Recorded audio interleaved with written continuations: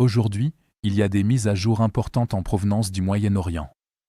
Ici, après l'arrivée de troupes ukrainiennes pour renforcer la défense aérienne locale, les rapports montrent qu'elles ont immédiatement augmenté de manière significative le taux d'interception des drones iraniens. Le ciel au-dessus de 4 États du Golfe a commencé à se fermer progressivement, perturbant les opérations de l'Iran et intensifiant sa rhétorique contre l'Ukraine. Récemment, l'Ukraine a envoyé plus de 200 spécialistes en défense contre les drones Shahed aux Émirats arabes unis, au Qatar, en Arabie saoudite et au Koweït, et le président ukrainien Zelensky a souligné qu'ils avaient déjà obtenu des résultats concrets en apportant à la fois leur expertise et un soutien opérationnel, réussissant à intercepter les drones Shahed dans la région, limitant ainsi l'avantage de l'Iran qui utilise des drones bon marché pour saturer les défenses aériennes locales. Le commandement central des États-Unis a invité des spécialistes ukrainiens au Moyen-Orient pour fournir leur expertise, malgré les déclarations publiques de Donald Trump suggérant que cette aide n'était pas nécessaire. Ils ont probablement été déployés sur la base aérienne d'Al-Dafra aux Émirats arabes unis, qui accueille la 380e escadre expéditionnaire aérienne américaine, responsable du renseignement en haute altitude et par tous les temps, de la surveillance, du commandement et du contrôle aérien, ainsi que du ravitaillement en vol, ce qui en fait un élément clé de la campagne contre l'Iran. Au Qatar, la base aérienne d'Al-Udeid sert de plus grande installation militaire américaine au Moyen-Orient, avec environ 10 000 membres du personnel, accueillant le quartier général avancé du commandement central. La base fonctionne également comme un centre névralgique pour le commandement, le contrôle, la logistique, le renseignement et la projection de puissance aérienne, soutenant des moyens tels que les bombardiers B-52 Stratofortress et B-1 lancés, ainsi que les chasseurs F-35, F-22 et F-16. En Arabie saoudite, environ 2300 soldats américains sont stationnés sur 2 bases aériennes, principalement axées sur la défense aérienne et antimissiles ainsi que sur le soutien aux aéronefs. Le Koweït accueille l'une des plus importantes présences militaires américaines de la région, avec environ 13 500 membres du personnel stationnés au camp Arif Jan, qui sert de centre clé pour la logistique, le soutien, le commandement et l'approvisionnement, tandis que la base aérienne Ali Al-Salem fonctionne principalement comme centre de transport aérien, exploitant des avions C-130 et C-17.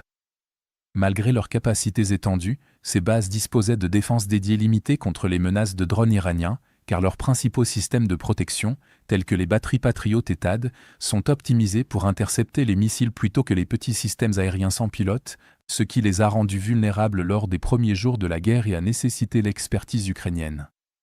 Une fois déployés, les spécialistes ukrainiens ont été choqués par la manière dont les opérations de défense aérienne sont menées dans de nombreuses unités. Un incident survenu début mars au-dessus du Koweït, où 3 avions F-15 ont été abattus par des tirs amis, a été considéré par le personnel ukrainien comme un cas de négligence manifeste plutôt qu'une erreur de guerre inévitable. Les analystes attribuent en partie ce tir ami à des protocoles opérationnels selon lesquels les équipages de défense aérienne abandonnent leur position lors d'attaques entrantes, laissant des systèmes comme les batteries Patriot en mode automatique. A l'inverse, les opérateurs ukrainiens restent à leur poste même sous un risque extrême, ce qui permet des interceptions de dernière seconde qui font souvent la différence entre succès et échec. Les forces ukrainiennes ont également mis l'accent sur une utilisation plus efficace des ressources d'interception. Elles relèvent que les unités du Golfe et américaines ont parfois utilisé des Patriotes, qui coûtent au minimum 3 millions de dollars, voire des intercepteurs SM-6 déployés depuis des navires de guerre, qui coûtent 6 millions de dollars, contre des drones. Ces Shahed coûtent jusqu'à 50 000 dollars, ce qui rend cette approche intenable compte tenu de l'écart de coût et du fait que seulement 850 missiles Patriot sont produits chaque année. Dans un cas rapporté, 8 missiles Patriot ont été utilisés contre une seule cible, alors que l'Ukraine limite généralement les tirs de Patriot à 1 ou 2 missiles par cible balistique entrante. En comparaison, l'Ukraine s'appuie de plus en plus sur des drones intercepteurs à bas coût, coûtant jusqu'à 2 000 dollars, produits en grand nombre, pour contrer ces menaces de manière plus économique. De plus, des conseillers ukrainiens ont mis en avant d'autres vulnérabilités de la défense aérienne. Les systèmes radars fixes, souvent laissés au même endroit pendant de longues périodes sans camouflage adéquat, se sont révélés être des cibles faciles pour les Iraniens.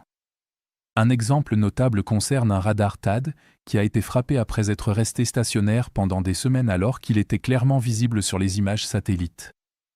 Les Ukrainiens, quant à eux, misent sur un repositionnement constant, la dissimulation et la protection active des actifs de grande valeur comme les radars et les lanceurs.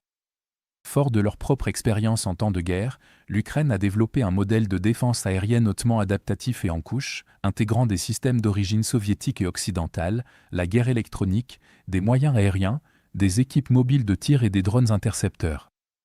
Cette approche met l'accent sur la flexibilité, la rentabilité et la supervision humaine dans les moments critiques, y compris une utilisation disciplinée des intercepteurs haut de gamme. Dans l'ensemble, ces exemples montrent à quel point l'expertise ukrainienne est cruciale, même pour des pays disposant de ressources bien plus importantes. Ces lacunes dans la défense contre les drones peuvent être comblées par des spécialistes ukrainiens qui défendent désormais activement des pays du Moyen-Orient. Grâce à la technologie de pointe de l'Ukraine et à sa base industrielle de défense high-tech, l'Ukraine devient un acteur important sur la scène mondiale, ce qu'elle peut mettre à profit pour obtenir davantage de soutien. Si vous souhaitez découvrir d'autres développements importants d'aujourd'hui que nous n'avons pas pu aborder dans cette vidéo, n'hésitez pas à consulter notre carte interactive de l'actualité. Le lien vers notre carte interactive se trouve dans la description ci-dessous. Merci d'avoir regardé cette mise à jour, et un merci tout particulier à tous ceux qui suivent déjà notre carte interactive.